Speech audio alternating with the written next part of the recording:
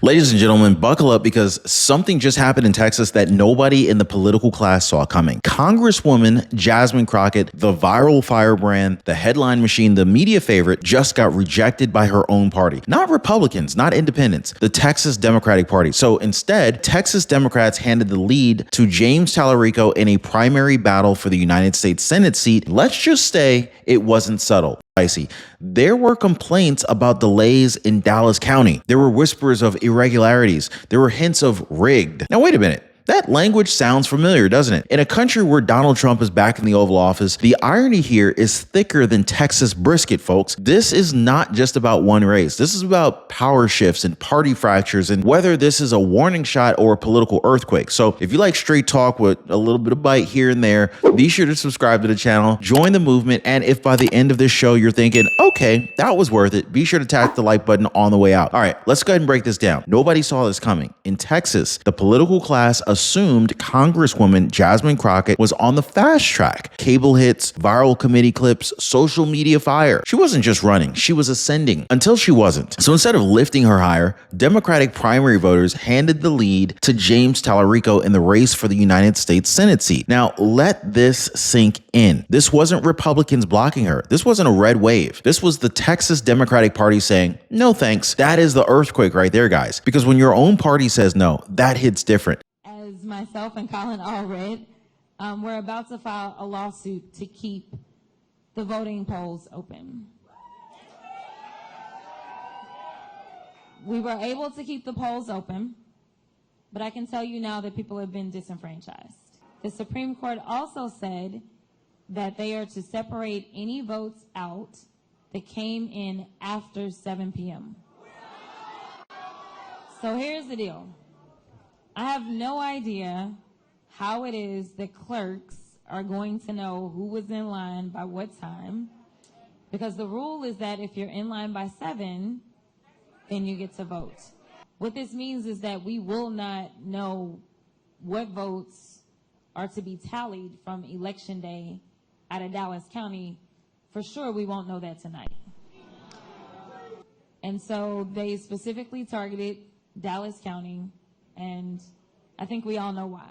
And it wasn't a squeaker either. It wasn't some razor thin photo finish. The numbers showed something else. It showed rejection. And in politics, rejection from your own base is louder than defeat from your opponents. The Rising Star storyline, it hit turbulence over in Texas hard. Now let's talk numbers here, shall we? With 69% of expected voters reporting, James Talarico was hitting at 52%. Jasmine Crockett, 47.7%. That gap matters. 6 points in a primary isn't some oops. That's momentum. I mean, you could feel the air leave the room. Early optimism, then tightening margins, then the math. And math doesn't care about your vibes. So there are receipts for how I fight on this level.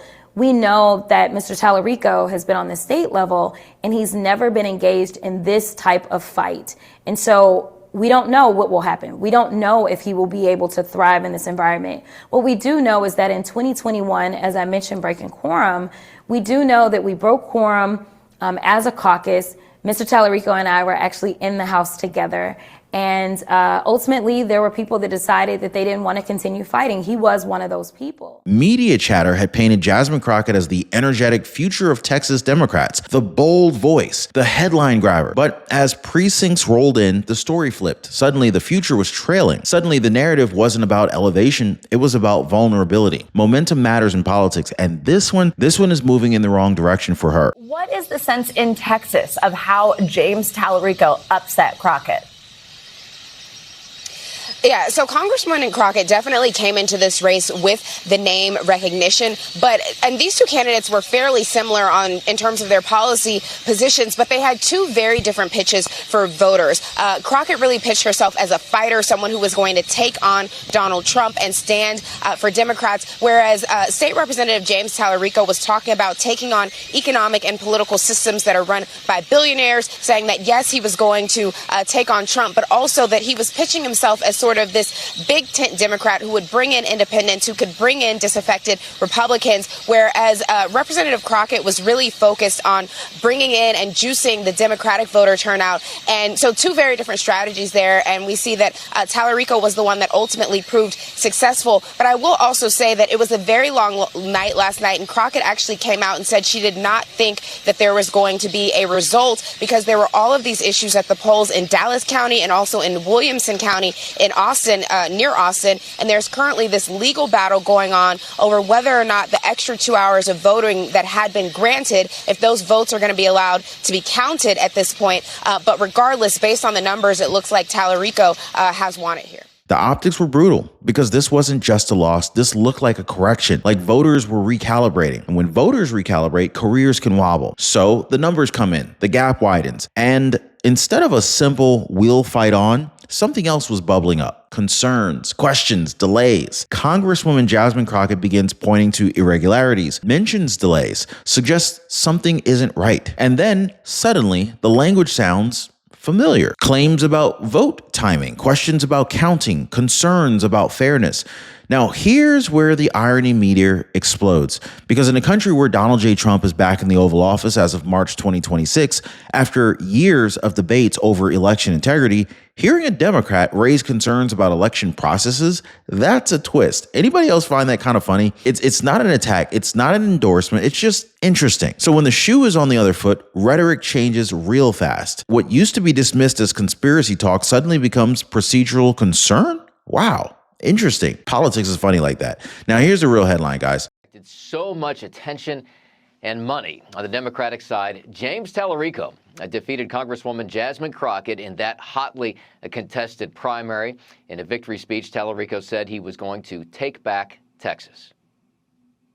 This movement is about whether the people will hold the power in this state and in this country. We launched this underdog campaign 6 months ago in my hometown of Round Rock, Texas. And since then, tens of thousands of Texans have shown up to rally with us in every corner of the state.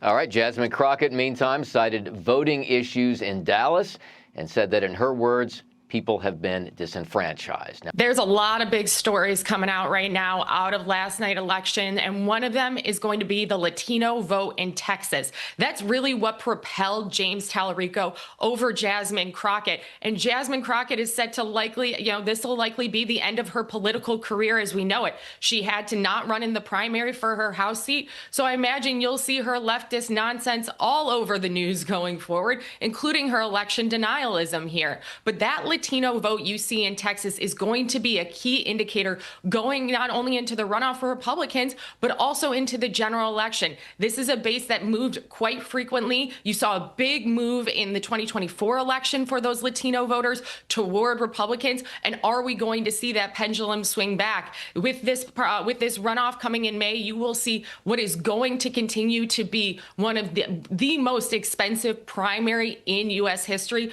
All eyes on Texas. When you lose your own party's voters and start questioning the process, this tells you something about how unexpected this loss felt for her, because this wasn't supposed to happen. And when the unexpected happens, emotions run high. Now, if you know someone who still thinks Texas politics never shifts, send this video to them right now. So I want to zoom in for a second because the spotlight turned quickly to Dallas County. Delays in reporting, uncertainty about timelines, frustration building, statements suggesting that Republicans had somehow targeted Dallas County. This is some serious language, guys. Election night turned into election suspense. So instead of celebration, there was confusion. Instead of victory speech, there was an early exit energy. Storming out before results finalized, that is not the vibe you want. And again, this wasn't some general election clash. This was a Democratic primary inside Texas, which really makes the drama even sharper. Because when your own party's process becomes the source of your frustration, it signals an even deeper tension there. Now, we got a surprise deficit, questions about counting, a county in the spotlight, and a campaign that's on edge. That's not just a loss. This is complete narrative chaos. Unfortunately, this is what Republicans like to do. So knowing that Dallas County is a big dump of votes, we, in my opinion, will not know the election results overall tonight. We need to see the Dallas County votes to see where they are. I mean, if the early vote comes in, which we may have the early vote soon, if it comes in and I'm losing Dallas County, then we know kind of where this thing is going.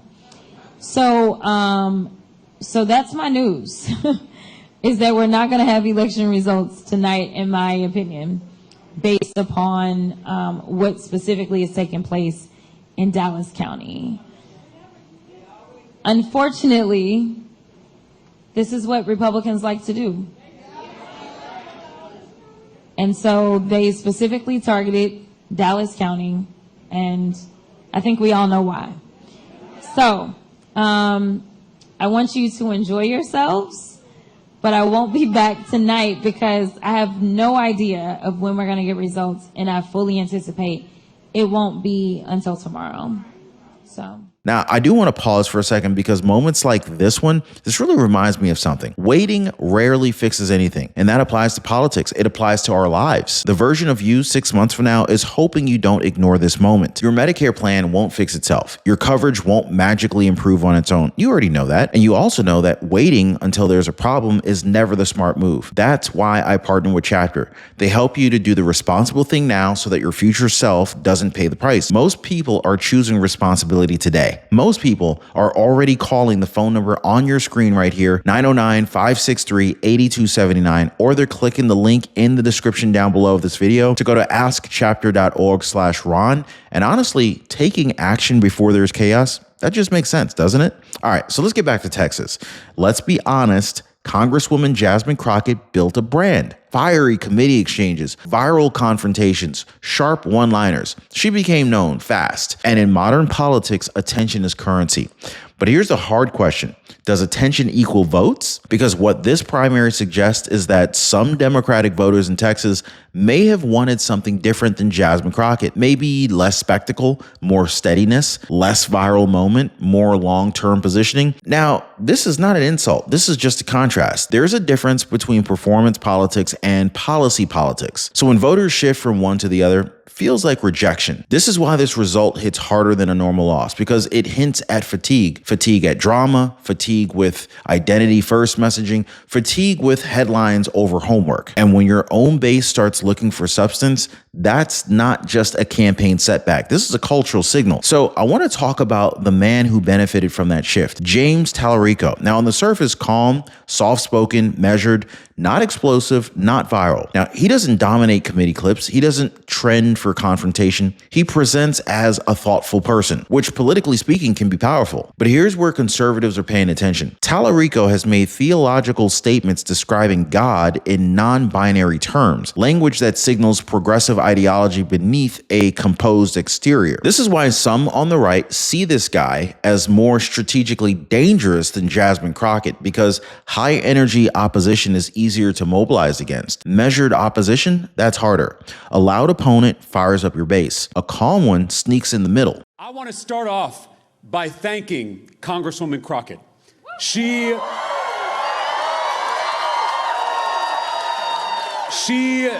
is a colleague and a friend. I am so grateful for her voice and her leadership. It was an honor to run this race with her. To the Congresswoman's supporters, I know I wasn't your first choice, but I hope to earn your trust and earn your support. As your Democratic nominee, it's on me to ensure you feel welcomed in, represented by, and proud of this campaign. Together, we're going to do something extraordinary. We launched this underdog campaign 6 months ago in my hometown of Round Rock, Texas. And since then, tens of thousands of Texans have shown up to rally with us in every corner of this state, from Beaumont to El Paso, from Amarillo to Brownsville, and everywhere in between. We have recruited more than 28,000 volunteers who are doing the organizing work all over this state. And we have shattered grassroots fundraising records, all without taking a dime from corporate PACs. This is a people-powered movement to take on this broken, corrupt political system. This is truly a campaign of, by, and for the people. So here's the twist. While Democrats may feel they corrected course, Republicans may see a bigger general election challenge.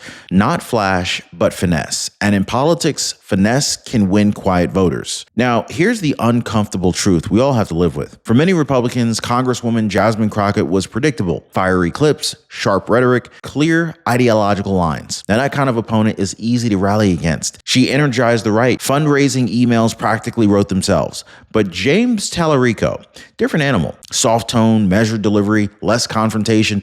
That's harder to caricature. And when you're preparing for a general election in Texas, that matters. Because elections aren't just about your base. They're about persuadable voters, suburban moderates, leaners. A loud opponent unifies your coalition. A calm one tests it. So ironically, what looks like a Democratic correction might create a Republican complication. This is why this result isn't just a Crockett story. This is a November story. So zoom out for a second with me, guys, because on the same political landscape, something else happened. Dan Crenshaw, longtime figure, media presence, establishment friendly. He lost his primary. He was defeated by Steve Toth. That's not a ripple here, guys. That's a tremor. You don't unseat an incumbent without energy behind it. And this tells us something bigger is happening in Texas on both sides. Democrats recalibrating, Republicans reshuffling. There is an anti-establishment mood in the air. And when incumbents start falling, voters are sending a message. They're not just about ideology. It's about authenticity, about trust. And it's also about who they believe is actually fighting for them. Now, here's the key. When both parties experience internal shakeups at the exact same time,